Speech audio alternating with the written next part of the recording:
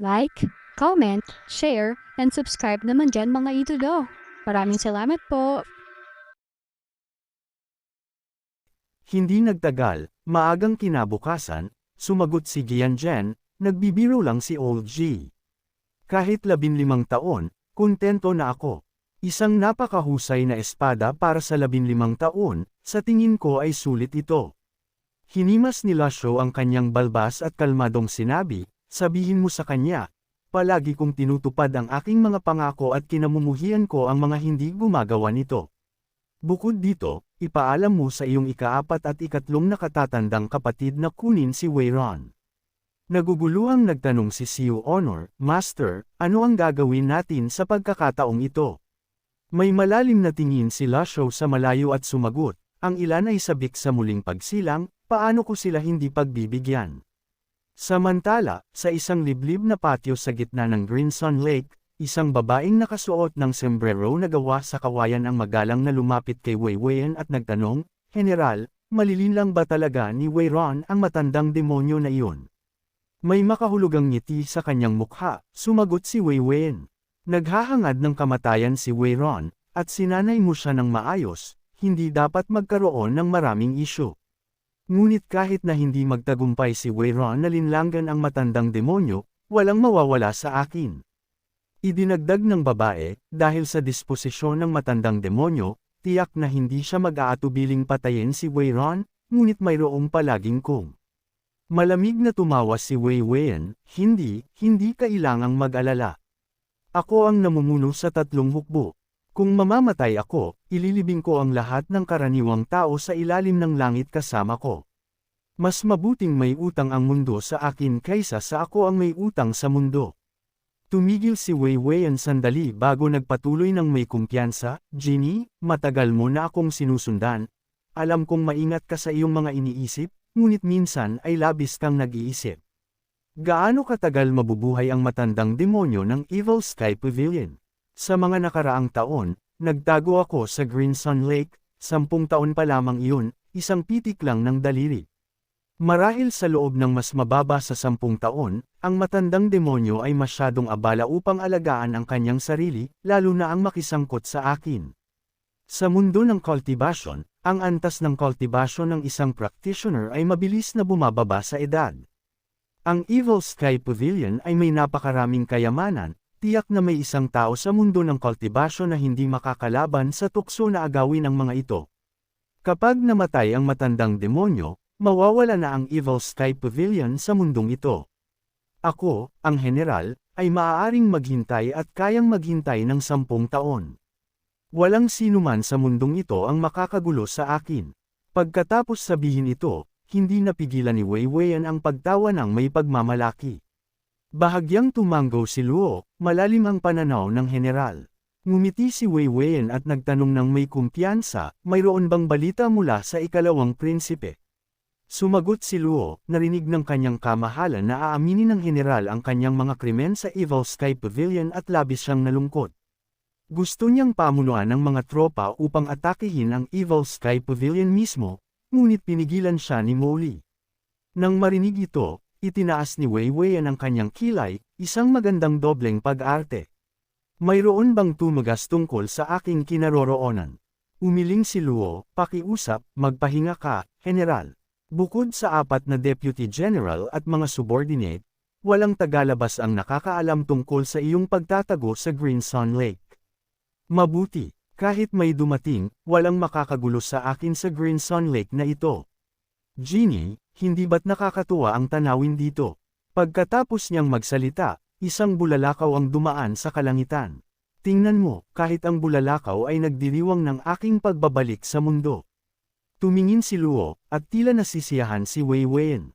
Pagkatapos ng lahat, bilang isang babae na may puso ng isang batang babae, gusto mo ring tingnan ang bulalakaw. Sa sandaling iyon, biglang lumaki ang mga pupil ni Luo, General, may mali. Tila isang lumilipad na karwahe. Naguguluhan si Weiwen at natuklasan, tiyak na walang mga bulalakaw doon, ngunit isang malaking lumilipad na karwahe ang lumilipad sa kalangitan. Nagmamadaling lumapit ang kanyang mga subordinate upang magulat, General, nakita namin ang lumilipad na karwahe ng Evil Sky Pavilion, pakiusap, iwasan niyo ito. Ngumiti nang may kumpiyansa si Wei Weiyan, paano malalaman ng Evil Sky Pavilion na narito ako? Marahil ay dumadaan lamang sila sa Green Sun upang pumunta sa Divine Capital. Nagmamadaling nagpayo si Luo, naniniwala ako, Ginoo, na ang paglalakbay ng Evil Sky Pavilion ay hindi pangkaraniwan, mas mabuting iwasan sila ng general. May pagmamalaking ibinuka ni Wei Weiyan ang kanyang mga braso, iniisip ng maliit na Evil Sky Pavilion na natatakot ako sa kanila. Ako ang 7 dahon na avatar. Kung ako ay tatakbo at tatakas sa paningin ng isang lumilipad na karwahe, paano ko iiwan ang mga hukbo sa hinaharap? Pagkatapos ng ilang sandali, hindi bumaba ang bilis ng lumilipad na karwahe. Nang makita ito ni Wei Weiyan, medyo nakahinga siya ng maluwag, gaya ng inaasahan ko. Gayunpaman, unti-unting lumaki ang isang gininto ang ilaw sa kalangitan. Nang lumapit ang gininto ang ilaw, malinaw na nakita ng lahat na ito ay isang higanteng selyo na may karakter na, lapitan, na nakasulat sa seal script, mabilis na umaatake sa kanilang target. Wei Weiyan, hindi maganda, ito ay isang selyo ng Daoist. Malaki ang pagbabago sa mukha ni Wei Weiyan. Natuklasan na ba tayo? Hindi ba't nangangahulugan ito na nabigo ang lahat ng ating mga nakaraang plano? Ngunit ako ay isang 7 dahon na eksperto. Sigaw niya at ibinuka ang kanyang mga braso upang harangan. Isang malaking 7 dahon na avatar ang lumitaw mula sa manipis na hangin, na nagdulot ng pagyanig sa mga nakapaligid na gusali at hangin. Ang mga karakter para sa lapitan at sundalo ay nag-overlap at sunod-sunod na umatake. Nagulat si Luo at bumulalas, ito ang 9 na karakter na mantra. Maaari bang ito ay isang Daoist Master? Walang humpay na itinulak pa atras si Wei Weiyan ng pambobomba. Kasunod ng 9 na karakter na mantra, mayroong 7 karagdagang selyo na nagpapatong-patong, Outer Circle Mysterious Seal, Inner 8 Character Seal, Unbound Seal, Myriad God Seal, 8 Trigram Seal, Treasure Gourd Seal, at Sun and Moon Seal. Ang mga selyong ito na pinagsama ay umabot sa isang nakakatakot na kapangyarihan. Hindi pinansin ang 4 na tenyente at si Luo, ang atake ay nakadirekta sa umaatres na Wei Weiyan. Tumagos ang mga bundok at yumanig ang lupa. Sino ang makakatagal sa ganitong sukdulang lihim na pamamaraan? Si Luo ang unang kumilos, mabilis, sundan niyo ang general, hindi siya dapat mamatay. Nagmadali silang sumunod sa tunnel na nilikha ng atake, dumadaan sa mga bundok at patuloy na nagmamadali. Tumigil, may gumagalaw sa unahan. Mabilis na nagtago ang lahat, natatakot din silang maging target ng matandang demonyo, ngunit nang tumungala sila, nakita nila ang isang malaking lumilipad na karwahe na lumalabas mula sa masukal na kagubatan, unti-unting lumalayo. Nakaramdam ng masamang pangitain si Lainey, tila mas malala ang kahihinatnan ni Wei Weiyan kaysa sa inaasahan. Ang humuhuning tunog ng hangin na humahampas sa mga dahon ay patuloy na tumutunog sa kanilang mga tainga. Nang handa na ang lahat, dahan-daang lumitaw ang isang figure. Nang makilala ang mukha ng figure, labis na natuwa ang 4 na tenyente. General, ayos lang po kayo. Salamat po sa Diyos. Sandaling natahimik si Wei Weiyan bago siya dahan-daang nagsalita, halos parang ibang tao. Pagod na ang general na ito. Nang makita siya, agad na lumuhod ang mga tenyente. Nag-aalalang gumawa ng magalang na senadorya si Lin, General, hindi na po ligtas ang lugar na ito. Sumingit din ang ibang mga tenyente, oo po, pakiusap po, bumalik na po kayo sa banal na kabisera, General. Mukhang pagod si Wei Weiyan nang dumaan siya kay Lin at mahinang bamulong ng ilang salita, babalik sa banal na kabisera.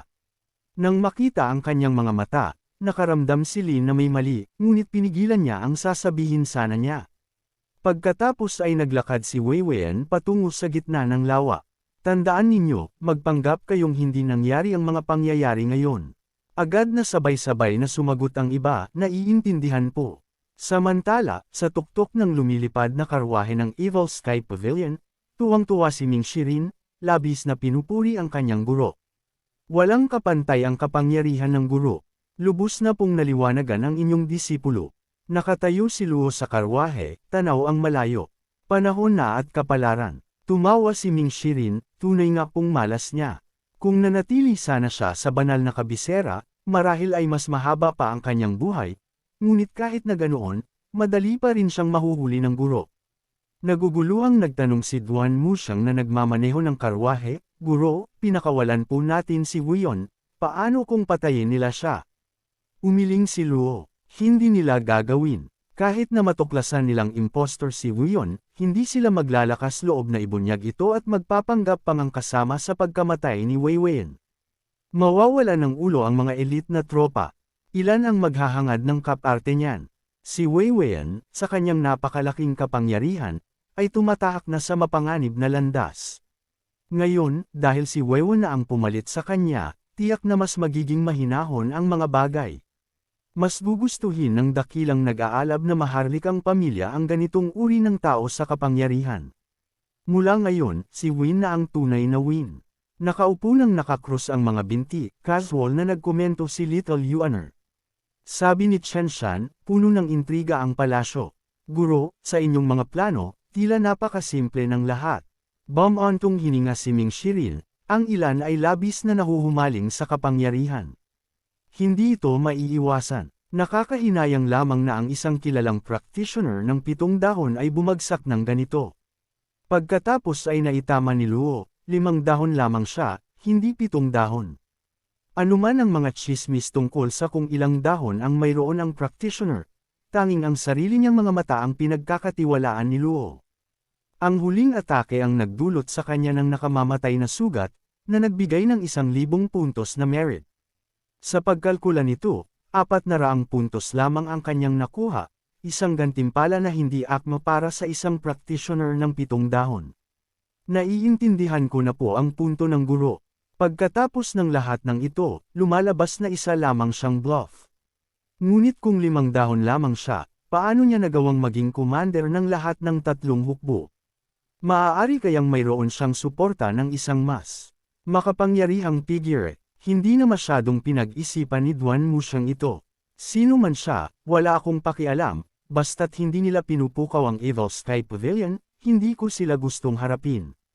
Tumango si Ming Shirin bilang pagsang-ayon at nagmungkahi, "Guro, naayos na po ang isyu sa Fish Dragon Village, at mapapanatag na po si nakababatang kapatid na Chenan. Ngayong umalis na po tayo sa Evil Sky Pavilion, bakit hindi po natin samantalahin ang pagkakataong ito upang hulihin si Old Eighth gamit ang Cloud Piercing Flying Chariot? Hindi po magtatagal bago natin marating ang Tiger Ridge Gang."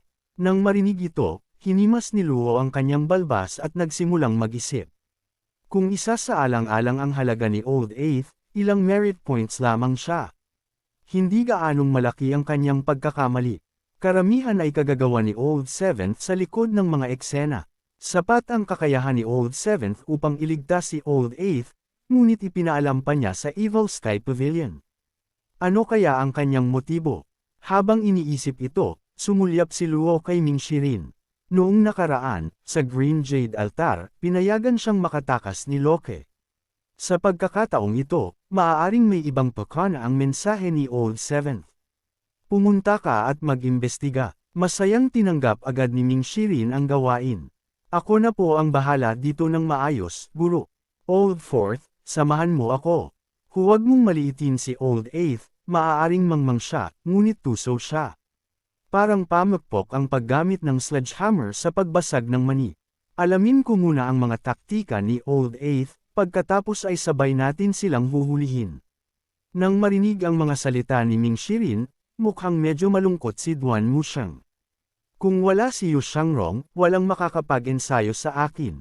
Nagpapagaling pa si Elder Hua mula sa kanyang mga sugat, kaya hindi siya maaaring mag-ensayo, at sina Little Junior Sister Panzong at Xiao Jian ay nasa Divine Court Realm, wala sa kanila ang aking katapat." Medyo nawala ng imik si Ming Shirin. "Sino ba ang kasing abnormal mo na laging nag-e-ensayo? Gamitin mo rin ang utak mo sa lahat ng bagay." Di nagtagal pagkatapos bumalik ang lumilipad na karwahe sa Evil Sky Pavilion, inutusan si Ming Shirin na umalis sa Golden Court Mountain at tumungo sa Tiger Ridge Gang. Sa loob ng kalahating araw, nakarating siya sa labas ng kuta ni Zhu Honggang. "Old Eighth, narito na ako. Nang marinig ang isang tumatawag sa kanya, nagising si Zhu Honggang na natutulog, parang isang takot na ibon.